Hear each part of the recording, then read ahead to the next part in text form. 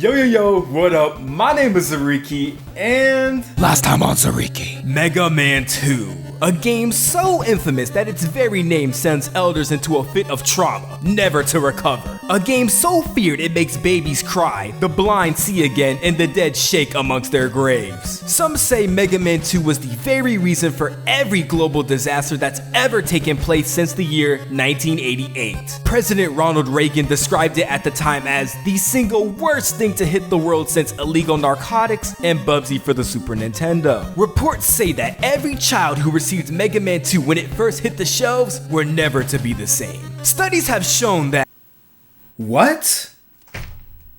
None of that even happened. What? Who wrote this?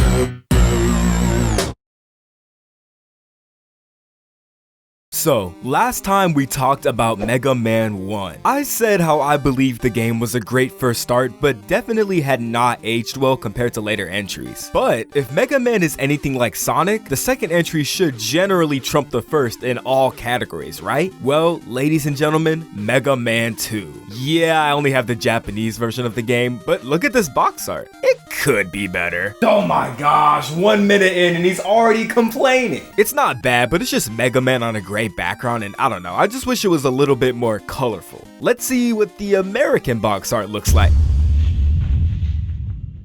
Okay, so surprisingly, Mega Man 1 actually didn't do all that great. It didn't perform horribly, but it wasn't really the breakout success that Capcom had wanted it to be. However, the development team had a very fun time developing it, and they really wanted to make a sequel. So Capcom let the developers make Mega Man 2 on their downtime, while they were also working on more important titles for the company. Now that's just some crazy dedication. They sacrificed their downtime just to make this game. And luckily, Mega Man 2 was a breakout success and is still widely considered to be the best classic Mega Man game. There are 11 games and the series peaked right here on the second entry? That's pretty early. Some will argue that Mega Man 3 is better, but the majority of fans will tell you that it doesn't get much better than this game right here. Well, I'll be the judge of that. I know you want to hear about the game, but let me just get sentimental here, okay? While I got into Mega Man with Mega Man 6, Mega Man 2 was the game that I beat over and over again. It was the only Mega Man game they put on the NES Classic Edition, and I got so good at this game that I literally got sick of it. Out of all the entries, this game is the one I'm the most familiar with and I've spent the most time with. I talked about Mega Man 1 just so I could talk about Mega Man 2, and eventually Mega Man 5, but we'll get there when we get there. As per usual, I'll be playing this game through the Mega Man Legacy Collection. It's not my intended way to play an NES game with the PS4 controller, but it is what it is. Anyways, story-wise, it's practically the same besides a few differences. We beat Dr. Wily in the first game, but get this, Mega Man just sits there,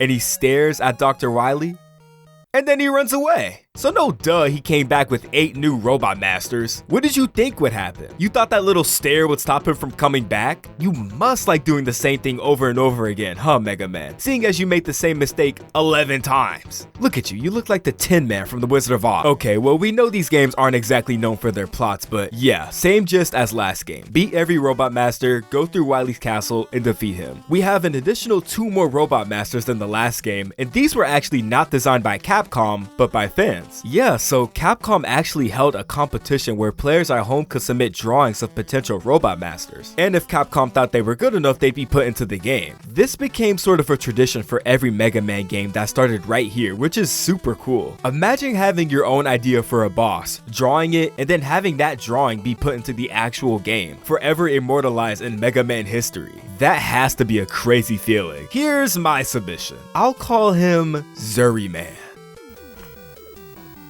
I got rejected. The game starts with an epic cutscene detailing the events of the last game and what led up to this moment. And then we get a cool rising shot of Mega Man standing on top of a building with his helmet off, just gazing into the dark night sky. He's so cool, probably thinking to himself, man, why did I just stand there? Unlike the last game, we actually get to choose what difficulty we want to play on, easy or hard. Now actually, in the Japanese version of this game, there is no normal mode, difficult is the only mode. Normal in the North American release is basically just an easier version of the original game. I only have the Japanese version, so every time I beat this game, it's always on difficult, which makes normal mode way easier than it should be. Today I played on normal mode just because it's supposedly the regular difficulty, even though difficulty difficult mode actually isn't all that hard. And hell, I'd say normal mode is a little bit too easy, even for people who have never played a Mega Man game before. We have a password feature now, cool, and oh my gosh, look at the revamp of the boss select screen. It looks way better than it did before, with detailed portraits of every Robot Master. In general, this game has much better graphics than the first one, despite Mega Man himself looking the exact same. E-tanks are a new addition that allow you to replenish your health at any given moment, which is definitely a godsend in a game like this. Our new Robot Masters are Bubble Man, Air Man, Quick Man, Wood Man, Crash Man, Flash Man, Metal Man, and Heat Man. Or wait,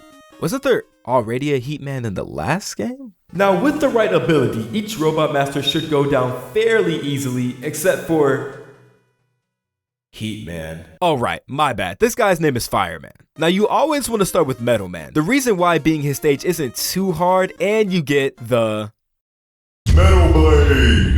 Metal Blade. Okay. That was weird. Anyways, defeating Metal Man will get you the Metal Blade. What is that? Okay, I'm gonna say it again, but this time I'm just gonna go really fast. Defeating Metal Man will get you the Metal Blade. Oh my god. Metal Man's weapon is really the only weapon you will need in this game. Remember how I was happy that Elect Man's weapon went in 4 directions instead of just 1 like every other weapon? Well, Metal Man's weapon goes in 8 directions and slices through most enemies, making his weapon easily the most overpowered in the game. While just like in Mega Man 1, every Robot Master has their own weakness, really you could use the Metal Blade for all of them and just be fine. To be honest, that's kind of bad design. You have 8 weapons in this game and only really 1 of them is useful. Yeah, every other weapon serves its purpose, but really none of them stand a chance against the Metal Blade. Woodman's weapon, the Leaf Shield, is pretty cool as it builds a wall of defense around Mega Man that he can throw. Bubble Man's is alright, it's literally just a bubble that comes out and rolls on the ground until making contact, nothing too special. Fireman's is actually the first weapon in the series that you can not only shoot, but charge up and then shoot for a more powerful blast. Now this just absolutely creams Woodman if done correctly. Airman's weapon is decent, although I definitely use this one the least. I don't like how they just go straight up after you shoot it out. Quickman has nice boomerangs. Crashman has these bombs that aren't really all that useful when it comes to fighting, but they are needed to blow up certain walls to access goods like E-tanks and extra lives. Flashman's weapon freezes everything for a good period of time, which can really come in handy if you're at a part you just don't want to deal with. Now, in a perfect world, Mega Man 2 would be designed in a way that encourages you to use every weapon in the game at least once at some point. But honestly, some of these weapons you just do not need. Like, even though I said Flashman's weapon is cool, you don't really need it, and I never really used it except for once or twice. In Mega Man 1, each stage was designed with things that would encourage you to use your weapons. Cutman's stage had bricks in them that you needed Gutsaman's power to pick up. You could use Iceman's power to freeze hazards in Heatman's stage, so on and so forth. In Mega Man 2, that just really isn't a thing. The only instance of that I can think of is using Crashman's weapon to explode walls. Besides that, there's nothing really in these levels that really prompts you to test out your arsenal. But overall, I like these Robot Masters. I feel each one of their stages are really well designed and fit the theme of their boss. Every stage in this game I'd say is pretty good. None of them really drag on or overstay their welcome. Bubble Man is definitely my favorite. I like the underwater section and the music slaps. I mean, every song in this game is a banger, to be honest. Can you name a more iconic soundtrack than Mega Man 2? Okay, maybe you can, but none of them have really been remixed and covered as much as this game's soundtrack has. It's the most popular Mega Man game, so no duh that the music gets the most love from any other game. Every level is a bop, every level has been remixed to death. Now, apparently, according to the internet, Airman's stage is really difficult, which I never really understood because I didn't think it was that bad. This guy even made a whole song about it. Man, you must have really had a hard time. But I love Airman's stage too. Even though I like Crashman's stage, I'm not a big fan of this latter part where these birds keep coming in and dropping more birds. It's annoying to have to climb up very slowly while dealing with swarms of tiny birds that knock you off. The Leaf Shield generally takes care of this section, but what if I hadn't beaten Woodman at this point? Then what? I would have just had to suffer, I guess. But I cannot stress how solid each level, besides Fireman and these freaking invisible block sections, oh, I hate these, are in this game. It has everything everything Mega Man 1 had going for it, but just a little less rough around the edges. Stages are much more detailed, and I feel this game's ideas are much more fully realized. And you'll hear a lot of people say that this game is more fair than 1, and oh, is that true? Most of the time, when you die in this game, it doesn't feel cheap, if that makes sense. In Mega Man 1, there were so many instances where you would die and you'd just be like, oh man, I really did not deserve that. And besides, how can you die in this game when you have the Metal Blade? Oh yeah, and if it means anything to anybody, they removed points from this game, which, you know, like, I'm glad they did that. I don't know who was competing for points in Mega Man. I love this game so much just for the fact that I feel like it's perfect Mega Man with little flaws. So I don't want my nitpicking to make you think, oh, he must think this game is just mid, because I really don't. Mega Man 2 is the best-selling Mega Man game for a reason. There are just these little problems caused by the fact that the developers didn't really have as much time as they wanted to develop this game. For instance, I mentioned how before the weapons are not balanced at all with Is he gone? Oh, thank God. Okay. With the Metal Blade. No! I mentioned how the weapons aren't really all that balanced, and I believe that's really just a product of a rushed out product. With that, if you follow the weakness order in this game, it just automatically becomes 10 times easier, at least on normal difficulty. Since I'm used to playing on difficult, there were so many times where I made it to the Robot Master of any given stage, used their weakness against them, and it just absolutely creamed them in 2 seconds. Really, like, of course the boss's weakness should do more damage, but golly, not that much damage. I still want a fair fight here. Sometimes after just one hit, I would switch back to the standard Mega Buster so I wouldn't end the boss's screen time too quickly. Through defeating each Robot Master, you will get 3 additional new items that will help you along with your other weapons. Item 1 is a platform that you can shoot that floats up, which is pretty useful. Item 2 is a rocket you can ride and skip certain sections if you have it. And item 3 is just kind of a worse version of item 1 that only works when next to a wall. But you know the routine. After you kill all Robot Masters, you move on to Wily's castle, and oh my gosh. The Wily stages in this game are so good. Not only are they accompanied by one of the most iconic Mega Man songs known to man, they're also just really fun. But yeah, Wily Stage 1, iconic song. You've heard it a million times before, I'm sure. For some reason, seemingly out of nowhere, at the end of Wily Stage 1, this random dragon just comes out of nowhere. Use Quickman's boomerang and he goes down pretty easily. But this sprite flickering is just out of this world. Is this too much for you to handle, NES? Blink once if this is too much for you.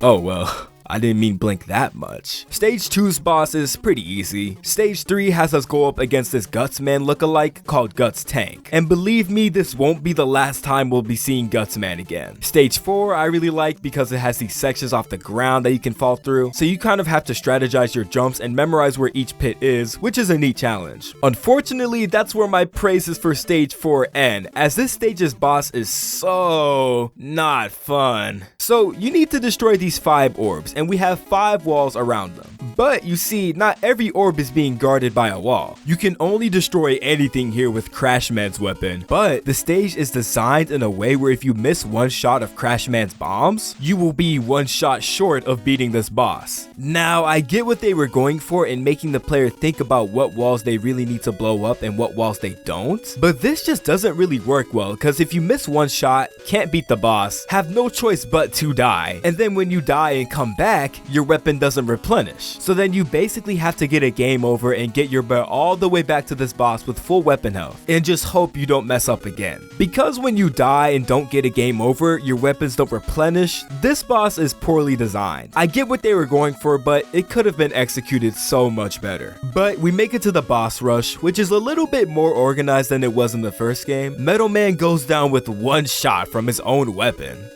Wow. So that happened. I guess that's just the power of the And once we finish all of the Robot Masters, we finally get to face Dr. Wily again. Except we're on easy mode and his boss is easy. But uh-oh, that wasn't the final stage. We have one more in this creepy cave with no music at all and just the sound of these drips. Dripping. And they do a lot of damage. Golly! Now we're at the true final boss, and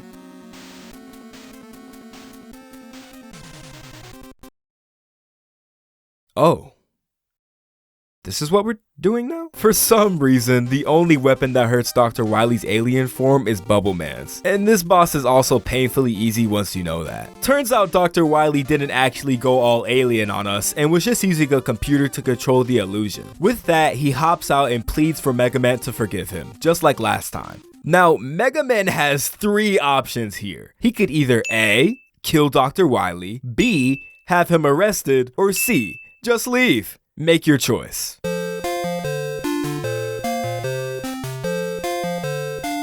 You got your answer? Okay.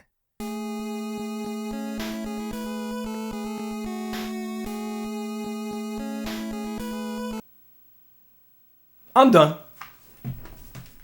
So that was Mega Man 2, and I know I ragged on this game a little bit, but truly that was only because this game is so good. I can't help but mostly talk about its flaws. For me, Mega Man 2 is truly the definition of just a solid game. Nothing too crazy, but everything improved on enough from the last game to make this a really fun playthrough. I've beaten this game a million times before, so I'm kind of numb to how good it is, but retrospectively, yes, this is one of the best titles you can experience on the NES. This is the game that put Mega Man on the map. Mega Man 1 had laid the foundation, and just like the case between Sonic 1 and Sonic 2, Mega Man 2 had perfected it. Even though it was basically just a passion project and not really a priority for Capcom, it still became one of their best-selling games, and it showed Capcom that, hey, maybe this guy isn't so bad after all. Unfortunately, the general public would have you believe that this is where the series hit its peak. Now come on, how can we peak only at the second game? Well, we'll find out next time when we talk about Mega Man 3, a game that a good majority of people would argue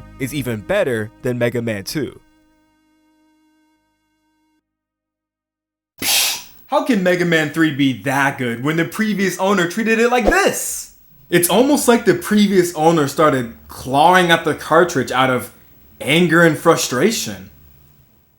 I wonder why.